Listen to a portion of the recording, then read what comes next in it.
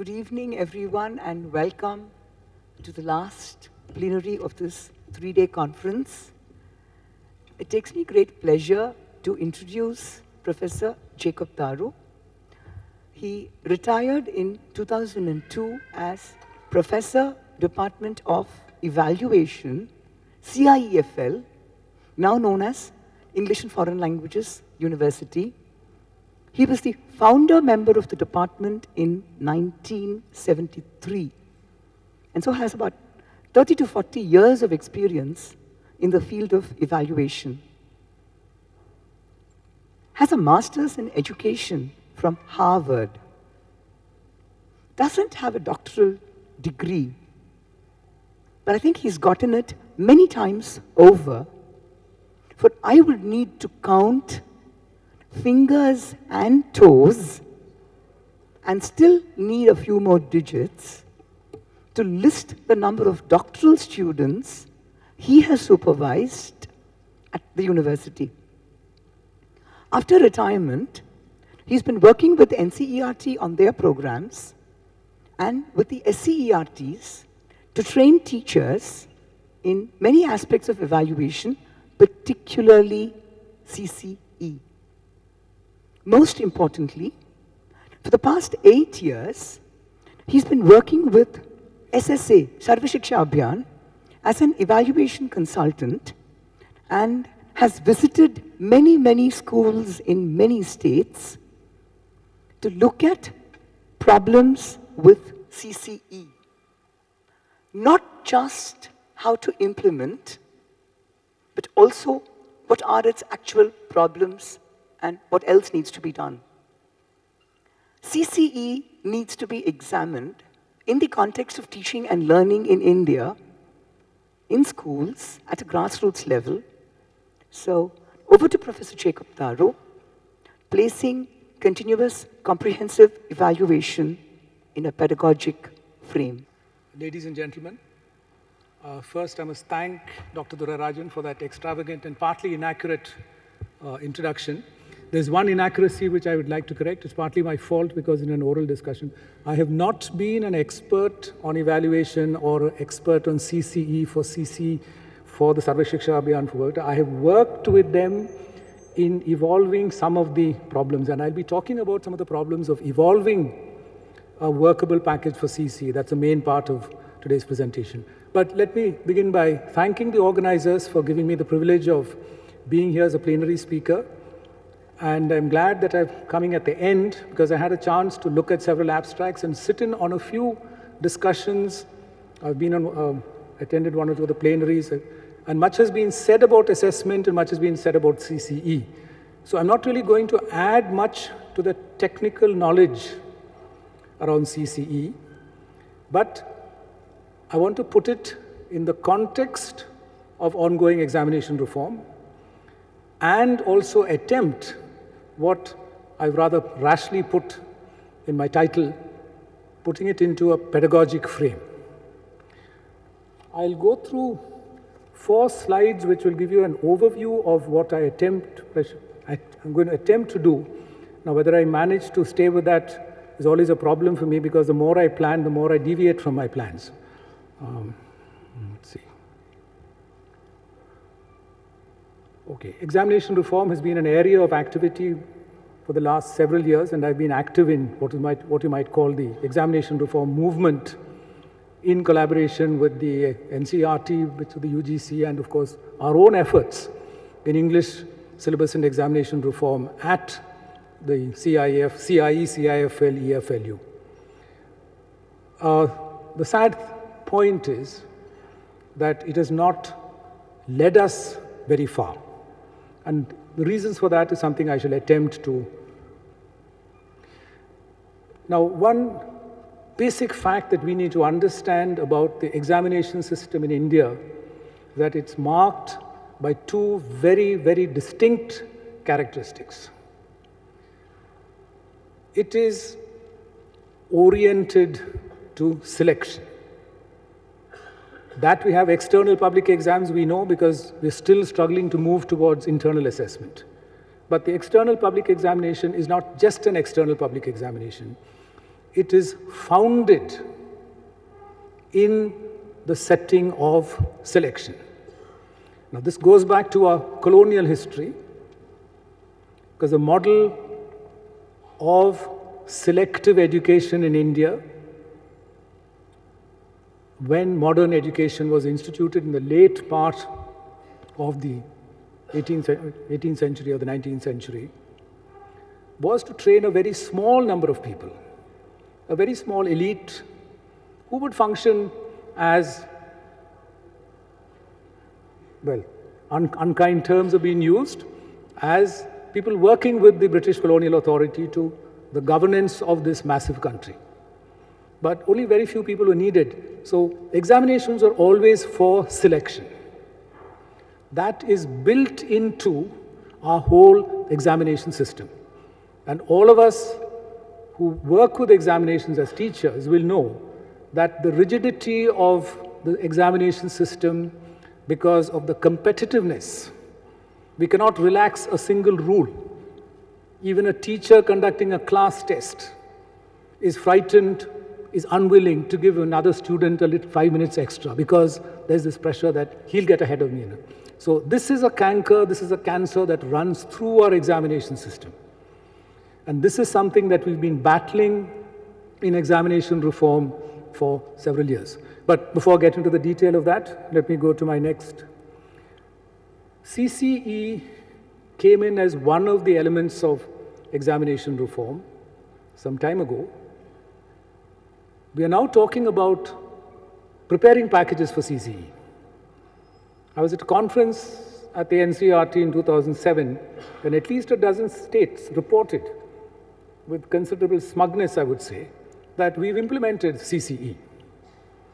And yet, today we are saying we need packages, we need workshops, we need trialing, we need this and that. So there is some self-deception somewhere. Okay, I'll come back to that. The present rediscovery of CCE. And I want to insist that my understanding is that we are in a process of rediscovering CCE, though a large number of people, and I heard several voices along those lines during the last 3 days, have a package ready. And my argument, I may not be able to elaborate it, but I can carry on a discussion with anyone at any time after this. We are not ready to implement a package of CCE. But if we go beyond the panic of RTE 2009, many of us are not aware of this, and I'm sure our friends from overseas will also be surprised. We have the Right to Education Act,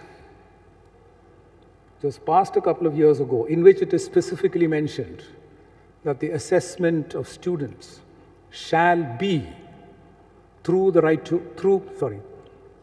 continuous comprehensive assessment. It's a justiciable issue now. And so, state authorities are in panic. And so this flurry of war-footing exercise around CCE is instituted partly by that. I'm happy about that despite my flippant tone. But the point I want to make is we need to go back not to RTE, we need to go back to NCF 2005. And the point I made in passing when I was at this same conference last year, and that's an argument I'll in a small way try and present, is that it is only with the framework of the national curriculum framework, the new pedagogy, the new understanding of teaching and learning, that made available to us, it has not yet been put in place, that CCE becomes meaningful. I can only hint at that, but I hope I'll be able to get that across. So I have little to add to the descriptions and the implementation details in various, this is what I've just said. But I will make the strong point that the packages that have been evolved, and I've seen the finished packages from about 5 states. One came to me in the post just 3 days ago. I haven't looked at it in detail. But there's this, I can only call it a monstrous record, which is like these idiotic questionnaires some of our research students go around with, running into 5 pages. And if anyone seriously believes that the single teacher KVs maybe have a fantastic system, I don't know. But if the teacher in the village schools, which many of us have talked about, the teacher who has a multi-grade classroom, the teacher who doesn't have paper and pencil or an adequate blackboard, is going to fill in 17 dimensions of personal development, social development, 17 times a year or 23 times a year. I mean, I'm sorry to say this on a public platform. I believe this is being webcast as well. I can only say it's idiotic.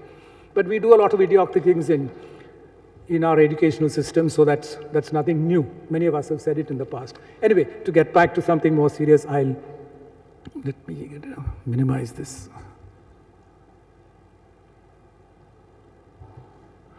Okay, my basic point in relation to understanding our examination system is that having been in the field for 30 years, we keep asking, why is it that all our fervent pleas for examination reform haven't got us anywhere?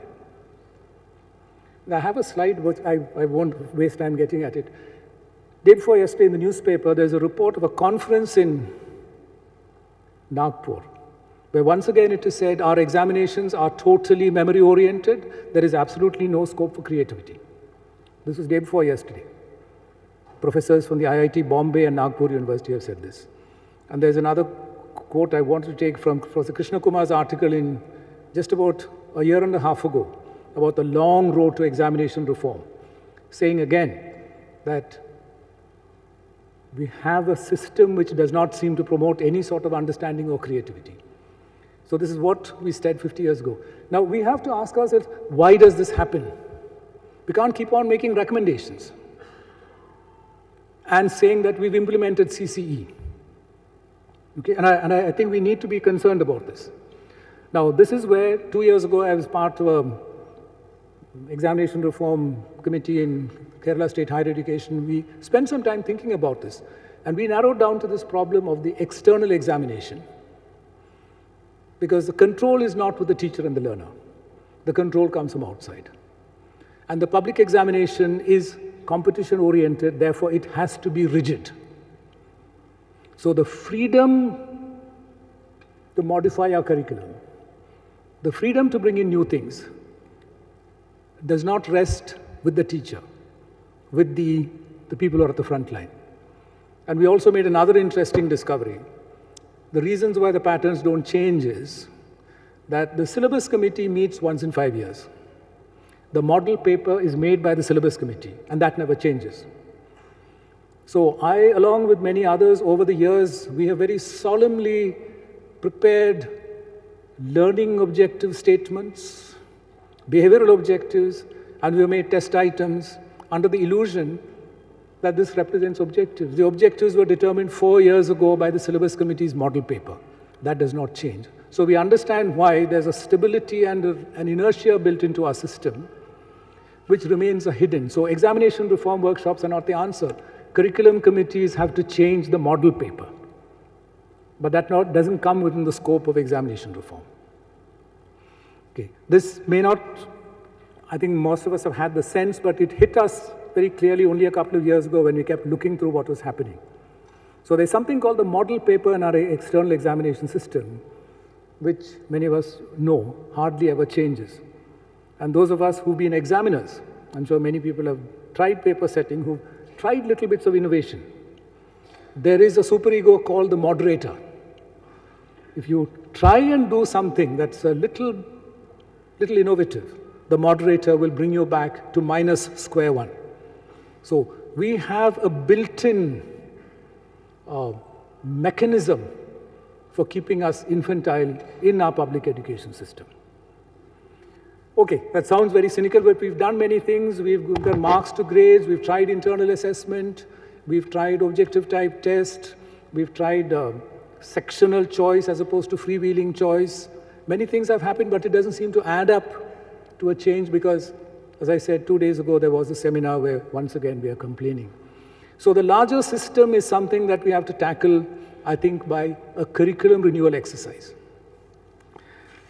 My argument really is that CCE is an extension of internal assessment. Unless we appreciate that it is internal assessment is a territory in which we are talking about, not examinations, we won't understand the potential and the meaning, that lies in CCE.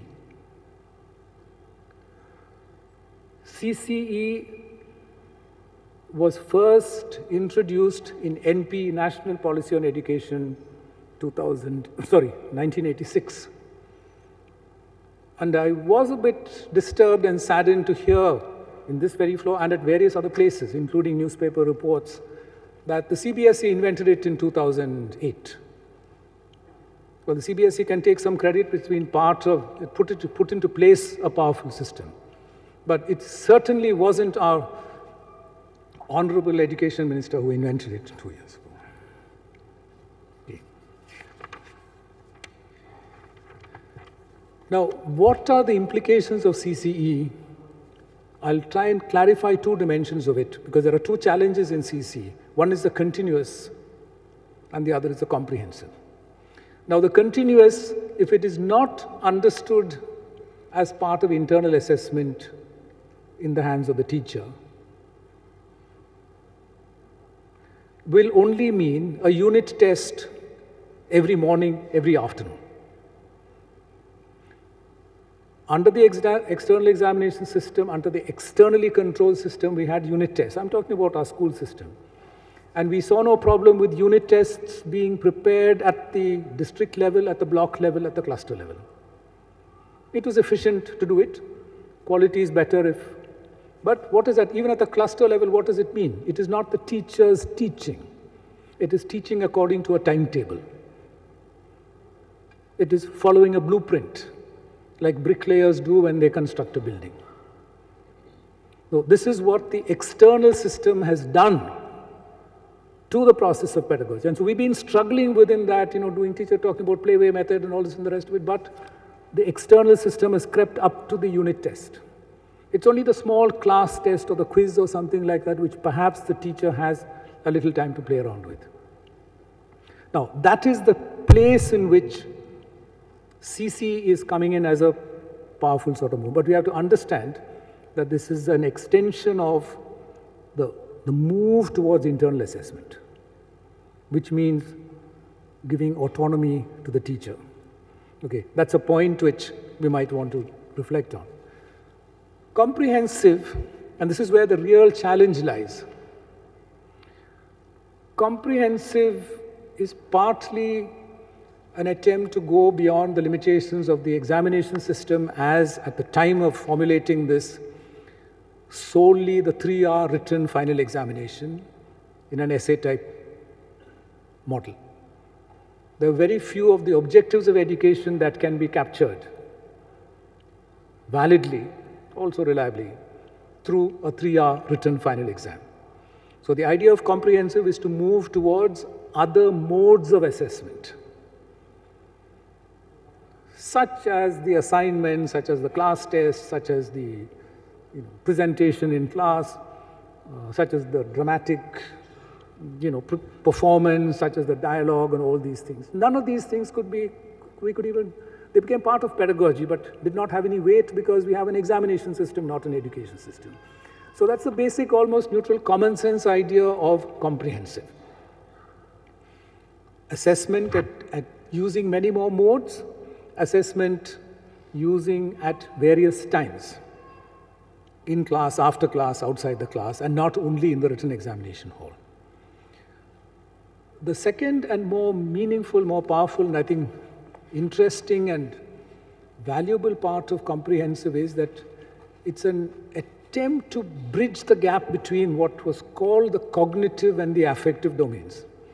Now, the Benjamin Bloom scheme has been criticized for, also the Bloom taxonomy, as you call it, for separating the cognitive and the affective. I have heard eloquent diatribes on that, but we've done very little to integrate the two because we only have tests of mathematics, science, language through our exams. And then we have a character certificate and a certificate for participating in sports and maybe a prize for having taken part in drama or whatever else it is. simply saying that extracurricular is not extracurricular, it is co-curricular. And I have friends in the NCRT say, no, it's all curricular. Fine. But as Professor Krishna Kumar said in that quote, maybe I should get back to that. It's important too.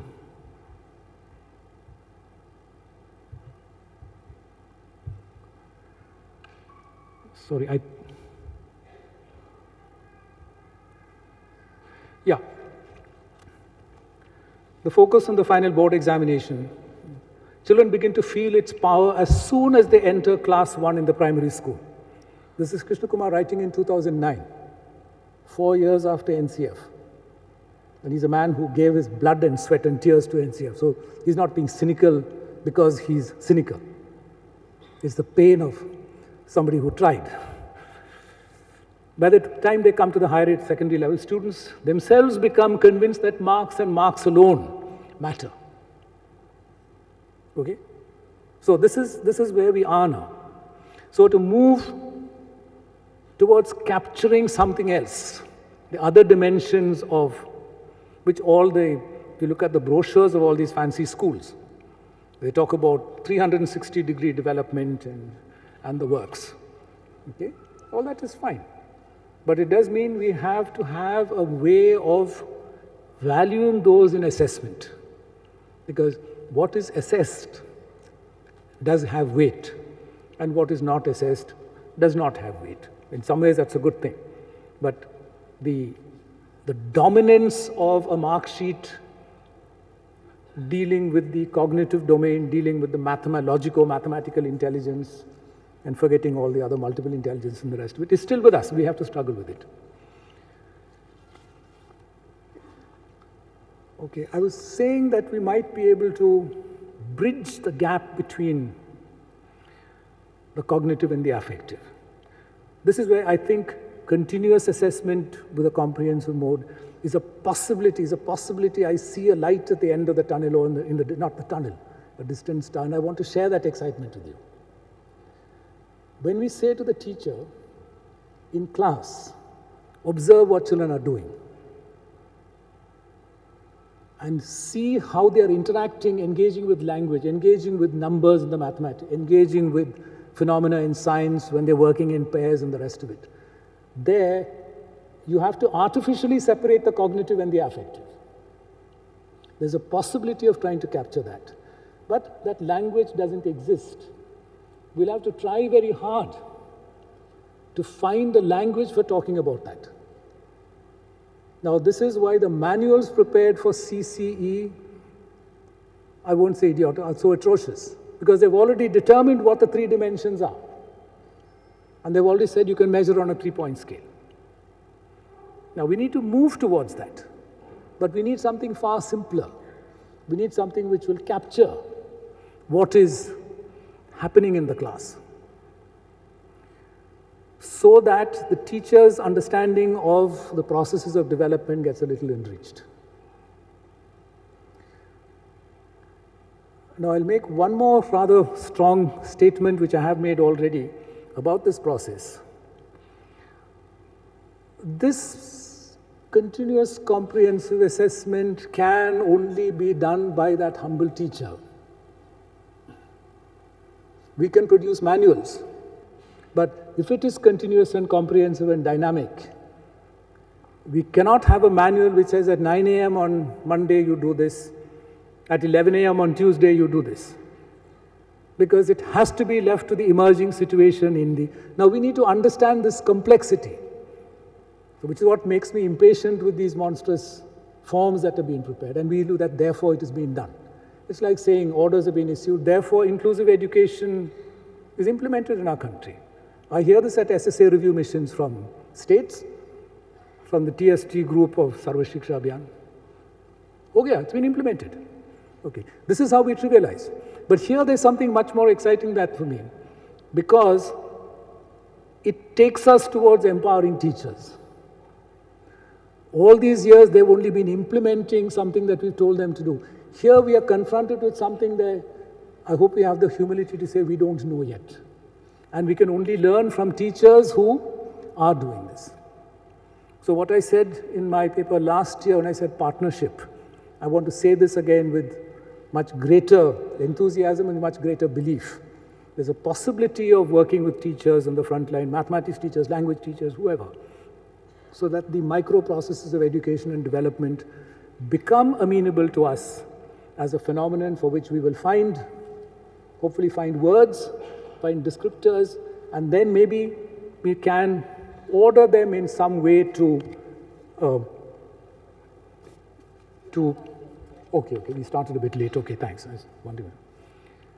Okay, so this is something that I'm sharing as something to reflect on. But learning from teachers in the context of teacher education, evaluating teacher education. I was here for the panel yesterday. We talked about evaluation, assessment, etc., etc. We have this in India. Teacher training is the easiest thing to organize. Now, somebody did say that the panel, I think it was Amol, who said that, okay, government will prepare, we will spend so many lakhs on getting a computer system or a language lab, but not enough money on training teachers. See, money for training teachers is available. See, the easiest thing, and I've been at several review missions for Sarva Shiksha Abhiyan, the figures we get is 15,000 teachers trained, 22,000 teachers trained. I'm involved in a discussion in other states somewhere where their secretary said, I have a window of 2 weeks, 40,000 teachers to be trained. Between the first and 40,000 teachers will be trained. So training is a huge industry. Maybe to some extent it is necessary.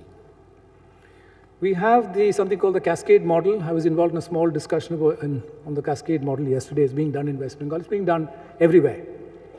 I made the rather cheeky remark a few days ago at a thing that, you see, if the cascade model is to work, we talk of transmission loss.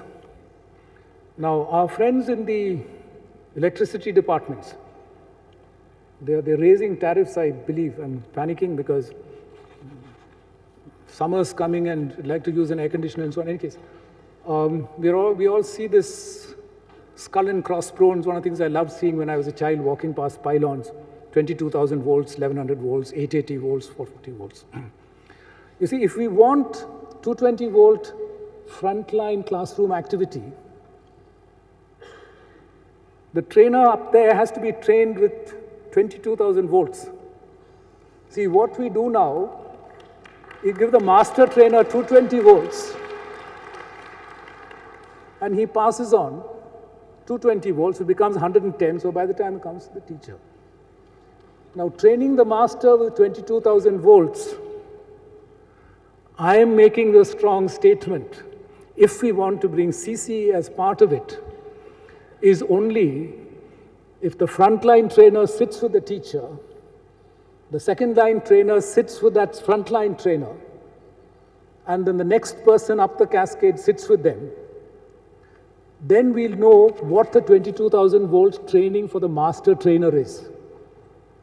That training is not going to come out of a laptop. That's one thing that I will say. Okay, I'm not being cynical. I'm simply saying that CCE has opened an area for us to think and reflect and also repent.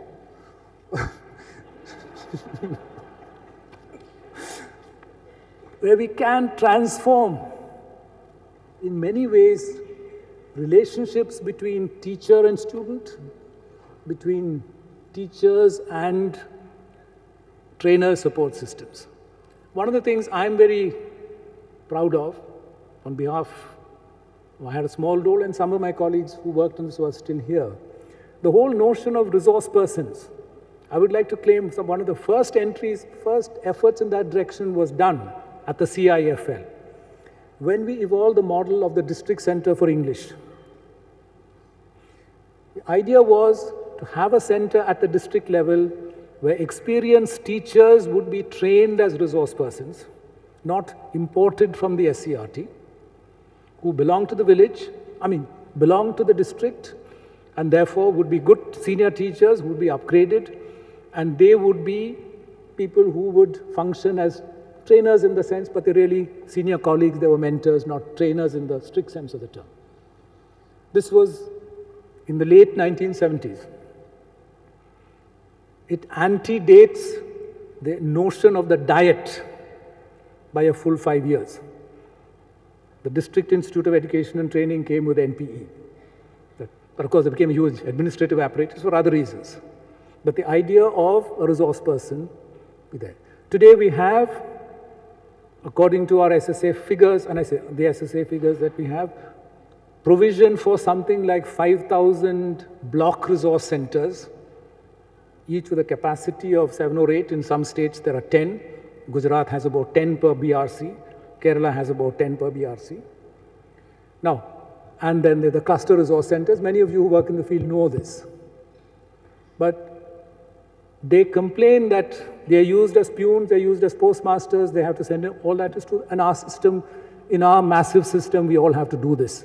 And saying that, oh, we are teachers and we are not going to waste time, I don't think it's a luxury that we have.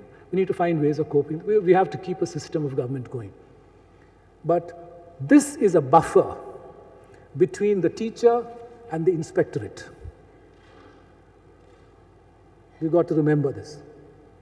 If we didn't have this cadre of resource persons, the only person from outside the school who has any interest in education is the man who holds a stick, the man or woman who holds a stick, the district education officer or the inspector.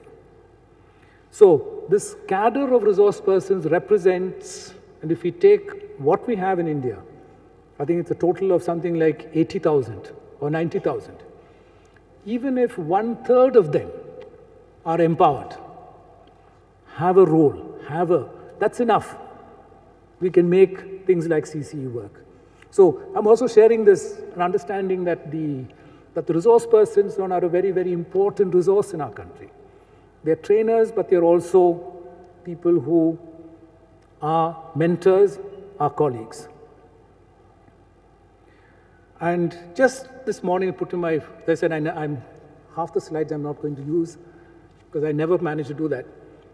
This notion of lasting relationships came to mind and I reflected on it.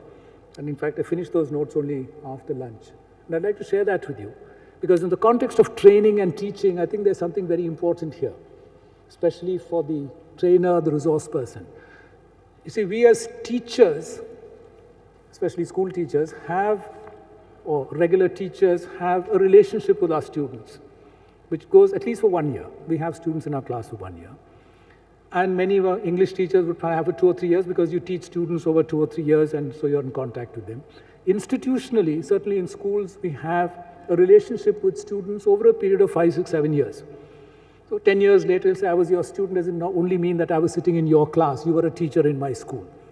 But an association with students comes over a period of 5, 6 years. So our identity as teachers has something to do with our relationships with learners, not only in that class, not only through the lesson plan, but in a human living context. As we moved, and I remember realizing this when ESP became around the time of globalization and glasnost and this sort of thing, when short-term courses and ESP courses became a thing, more and more people moved into the training mode. Now, the training mode is interesting, it is challenging, it's this ESP, you don't have this mass of unwilling students and all that is there. But course after course after course, you have different students. You don't have a continuing relationship with students. This is one of the burdens that trainers have. I'm not a trainer. I feel happy that I'm not a trainer because a lot of the richness in my life would be lost.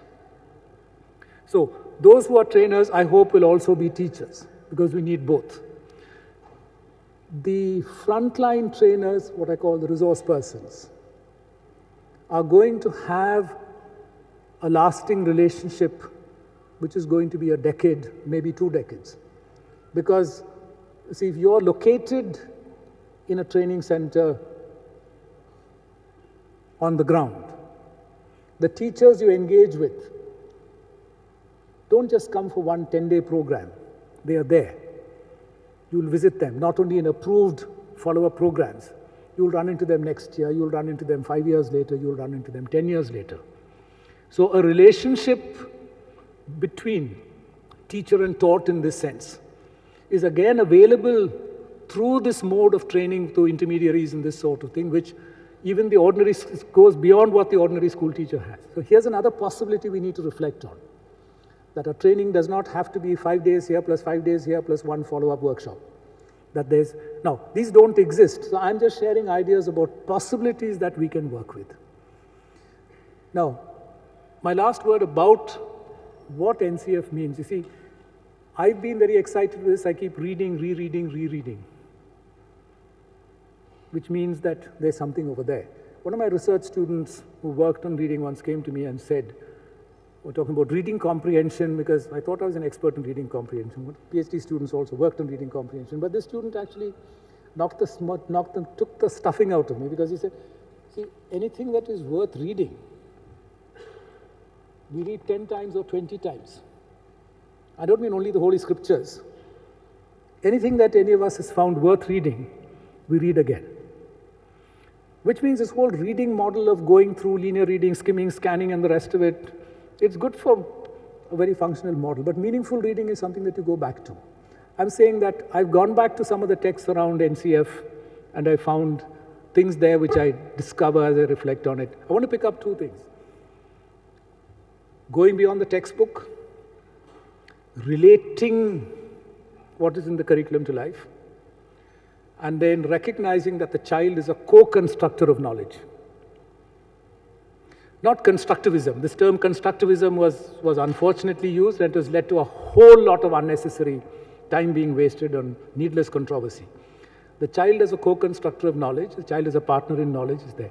What does it mean? That the learning that we want to happen, that we expect to happen, that we hope will happen, is not predictable knowledge.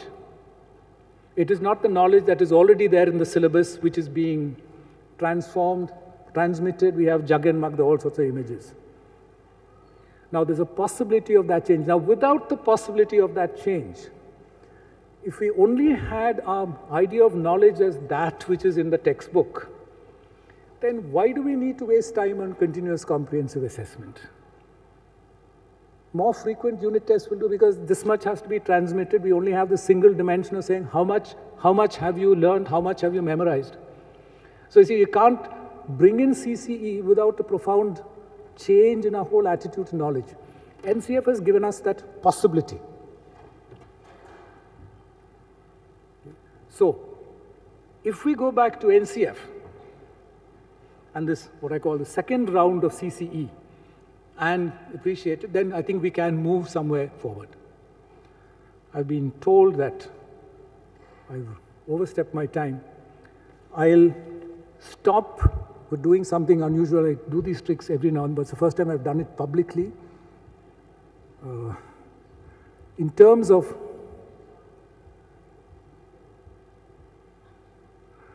okay, this is something which in the state of Rajasthan, actually, they've put some new books together. I'm on the fringes over there.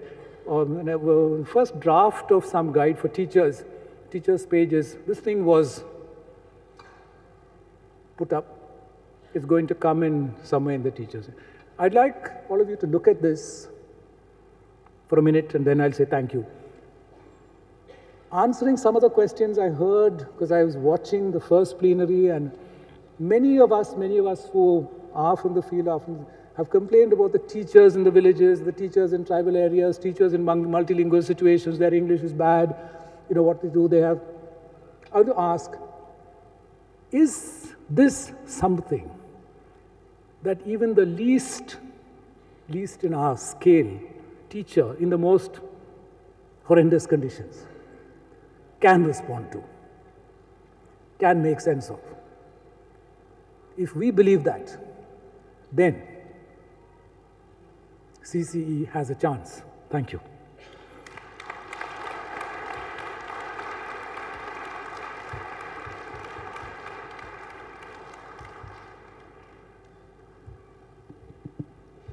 Thank you very much.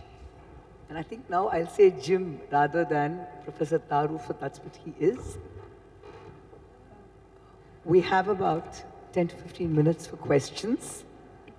Can we begin with the gentleman who's standing up, Shweta? I request you to keep your questions to not more than 3 sentences, please, if you can. Be brief. Okay. Thank you, sir. Myself, SM Singh from Manipur. I was in Board of Secondary Education, Manipur. So, sir, thank you for your nice presentation. Then I have 3 points. So, how do you think of the integrity of the teachers in the implementation of CCE? Integrity of the teachers. And number 2, monitoring part in the implementation of the CCE. Then another 3rd point, what do you mean by humble teachers? What do you mean by? Humble teachers. Humble. The humble teacher. We think all the teachers should take up CCE. If you say it should be taken up by the humble teachers, then what about the other teachers? We suppose it is to be taken up by each and every teacher. So please highlight it. Thank you. Okay, I won't attempt to answer your first 2 questions because I think the experts who've already presented work on CC in various sessions have answered those questions. I'm not interested in monitoring.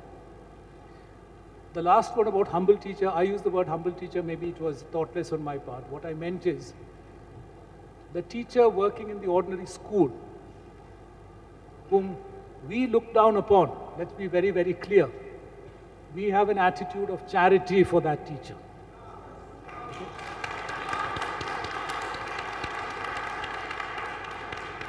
When will they come up to our standards?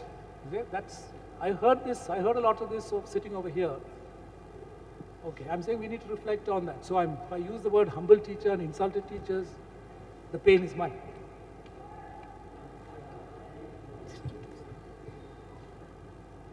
Okay.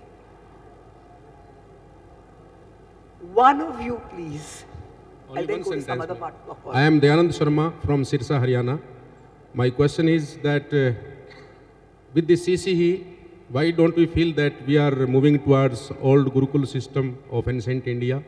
And what about the teacher-taught ratio? Will more teachers be required? This is my question. First part of my question is that, are we moving towards ancient Gurukula system of Indian thought? In a sense, yes. But remember, we are now talking of universal education, education for all. The Gurukula system was not education for all. But I disagree. It was for all who went to them. Okay, if so, okay. If you feel that universal education existed in country before Jomtien, before Dakar, before SSA, then you're blessed. I'm not similarly blessed. I think I have a much more sinful view of the world. Okay. Yeah, somebody in front. Professor Tharu, you really talked well, and you talked about the monstrous forms that need to be filled for formative assessment in CCE. And I think we are all worried about that, because somewhere in filling the forms, we have lost the spirit of educating, mentoring, and guiding for life. So do you have a suggestion how we could document formative assessment? I mean, the teacher's impressions about a student and his formative development or whatever. Yeah, okay, I've used some strong language because, see, I'm talking about our administrative approach to education. We need to be cautious about that. The form is cumbersome, we need to simplify it. But I'm also saying, I have the privilege of saying this because I'm not an official, I don't have responsibilities which many of you share. So I'm fully aware, I've made forms like this, I've done things like this when I was in service. I have the freedom to speak a little more from the heart at this point. But what I am saying is, our concern for monitoring, we are monitoring attendance, we are monitoring through unit tests and the rest of it. We don't have to monitor CCE so finely yet. You know, it's a small window. I'm saying it's only a small window. Let it grow, let it flower. Then we'll find that we have better ideas for monitoring. So I'm just saying this forms were recorded. See, there's a difference between recording and reporting. Reporting is once again the exercise of power because all reporting is to a higher authority. If there is any reporting, it should be at the cluster resource center to other teachers. I haven't quite answered your question, apart from saying we need to work together to simplify some of these things is what we need. I fully agree with you. Yeah, the gentleman in the middle, Shweta. I just would like to ask, instead of individual teacher filling the descriptive indicators for each child, now the CBSE has introduced the system where CBSE from their central offices will be filling the descriptive indicators. It is not done by the individual teacher. What are the implications? I think you know my answer. Anything that is removed from where the teacher is, it's another imposition on the teacher. So I'm not aware of this thing, except I do, since you mentioned the CBSE's revised manual does say there should be group activities, pair activities as part of assessment. They've promoted that. I mean, it's a positive thing. This particular thing I'm not aware of, but the less reporting, the better. I mean, I'll find out, and if I have an idea, I'll share this idea. I can't answer that because I'm not fully informed about what the mechanics of that are. Professor Tharu, I represent the Kendriya Vidyalayas, and there's much to be explored. But there's one very encouraging statement for the teachers. Somewhere it says, we have all along adopted the one-shot public examination. So we might go ahead trying other strategies of assessment. To begin with, let us resort to a limited use of parameters or criteria for assessing various factors of the child's learning and development. However, in October 2009, we received a circular from the board, from our headquarters, to keep aside whatever we were doing to assess the child and start adopting the new model. Of course, here and there, maybe one in a state or two in a state, teachers were trained and they were expected to train the other teachers in their region or in the cluster group of schools. Ma'am, can you It keep was a something question like short? this, yeah. I expect you all to be, I was just reminded of this one, cartoon. I expect you all to be independent, innovative, critical thinkers, and do exactly as I say. I just have a question to ask you. Do the teachers have a choice? While this is the situation, the teachers have taken a lot of courage and started working on this in their own style, in their own ways of understanding. Could you give them more encouragement as to any way it has come to be, how they have to take it forward? Thank you. Well, the encouragement has to come from those closest to them. Of course, they need to be encouraged. And one way of encouraging them is if they have problems with the manual being too difficult, we need to simplify the manual or effectively train them. This 50-volt training is not enough. We need to have people who need to put them in touch with those who have worked in the rest of it. Of course, teachers have to be encouraged. I've been in-service work for 30 years. And encouraging teachers and seeing them grow is what in-service teacher education is about, not training them. There's somebody from Punjab, yeah, at the back. Thank God. Sir, I'm from Punjab. So last year we introduced CC in our school education. Hello? Am I audible, sir? Yes, yes. Okay. So my question is, we had some objectives and some syllabus and then have an evaluation system. Now we have totally changed the evaluation system to CC. Do you think the same objectives can be achieved with the same syllabus and a different evaluation system? Rather, in simple words, I want to ask, should we change the curriculum as well? Because we have now chosen a different system of evaluation. Yeah, I'm not quite sure what you mean, because I think something from Punjab was reported at the Kerala conference I attended last year. But see, it's not a question of changing everything completely. CCE is one, as I said, that's why you have to see it as an extension of examination reform. taking internal assessment further, taking more comprehensive assessment further, and write down, if you see it in the spirit of NCF, there is a curriculum change. It's not knowledge that is fixed, which is being transmitted. It is knowledge which is also being generated at the ground level. We have to make some room for that. So I think it's a strand. We have to see this as a strand which can grow. We have to nurture it. So I disagree with your statement that, you know, we've changed the total system, and which we haven't. And I say this to my friends in the NCRT as well. It's not as though NCF turned everything upside down. The new NCRT textbooks have 80% of what the old ones had. But there's that 20% difference, which I think is important. So we have to see all these things as small. I think Dr. Amritavalli did she use the term small gains, or was that my term? Not the term, but the idea of small gains. Yeah, something I've been working with. So we need to find those small gains which are happening, small signs of development, and see how that is preserved. Because thus far, I'm a student of testing. You see, the problem with the test is, when you administer a test, you've already decided what you're looking for. Anything that is not, anything outside the margin is not allowed. It's only an error. CC is saying, observe what is actually happening. And let's learn from that. Let's learn how to. See, our job as teachers is to nurture, not to pump. Okay, I think I partly answered it. I'd love to stay in touch with you. I'm interested in what's happening. So please contact me later. I'll share this with you. Yeah. Sir, CCE is a clear image of a child's development. There is no doubt about it. I repeat, CCE is a clear mirror of a child's development. But, sir, Dronacharya had asked Eklavya's thumb. That was CCE too. Does not it creep into the classrooms today too? I found it as a flaw. That was what made me thinking.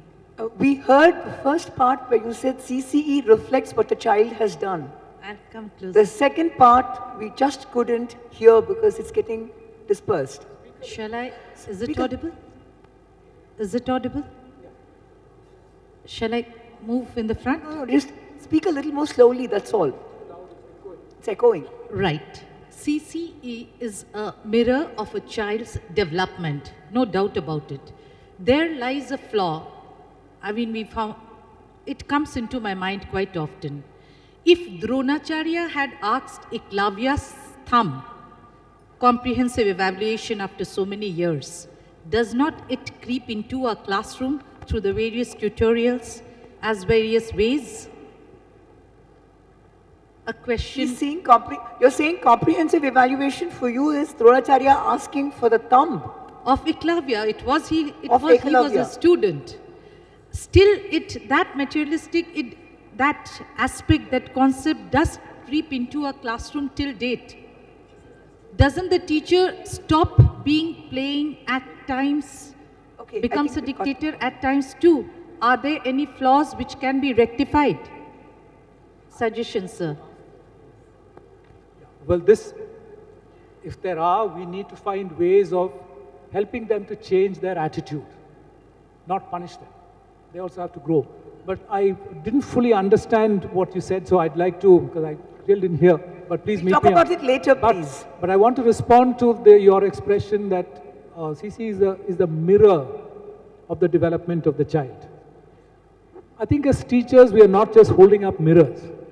We are engaging with children. No, sir. What I mean I'm saying picking up that part. No one-to-one. Can we not have a one-to-one discussion? Talk to him later, please. Okay, two last questions. There's somebody right in front here and somebody right at the back. Can we get the microphone? Yes, please. Ma'am, this is Rajiv from Rajasthan. We have been working on CC for a long time, and we are looking forward for a good response for it. If CC is not up to the mark, then what else should go? This is my first question. And secondly, can you name a system of education evaluating particularly which has no flaws? Thanks.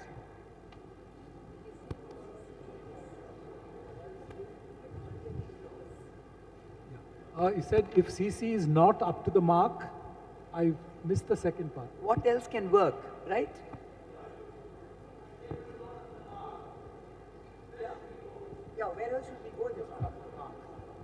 I only said that the machinery for CCE we have developed outside the class isn't working. I'm not saying that CCE will not work. I'm saying I believe our teachers are capable of CCE if we create the right conditions for them by supporting them. And the manual is not this. My criticism is of the manual, not of the idea of CCE. CCE was revived when NCF was written. Remember, CCE was tried out in the 80s and the 90s. So I'm not at all cynical about CCE. Your second question, I'm sorry I didn't get. Is there any evaluation which is without flaws? Well, I've been a student of evaluation, and I'll say capital yes, there is no. The answer should be no. No, all evaluation is with flaws. Validity, reliability are remote goals. We are always striving to improve validity. We are striving to improve reliability. Anybody who says I've made a valid test or reliability test, that is not possible in the register of evaluation. So perfection is not what we're talking about. I'm sorry. One last question there and maybe one more. That's it. I'm sorry, I can't go further. We have a valedictory to start. Sir, I am Gopal Reddy, working with Government of AP. And thanks for the first-hand insight you have thrown in the with regard to CCE. As an administrator, we have one inhibition as to monitor the CCE in schools. Being in large in numbers, I request you to tell us as to what went into the framing of or coming to a decision as to take the CCE into schools. At that time, what idea of monitoring was there in the minds of the people taking up that decision? I can't answer that. As I said, it was a further step in examination reform in 1985, 1986. The commission that met at that time made these formulations. But since you asked me about mindsets and the rest of it, I think it's important for us to understand why well-meaning people who are members of our own fraternity, many teachers were there. Why was CCE put into the RTE? Because it gives teeth to a mechanism, to an approach which can make our education system more democratic. Sorry, I think there are too many hands up. Professor Tharu is going to be here after the valedictory. I think you can ask him his questions in person. The valedictory session should have started 10 minutes ago. So I'm simply going to say thank you very much. And on behalf of all of us, a very small token of appreciation.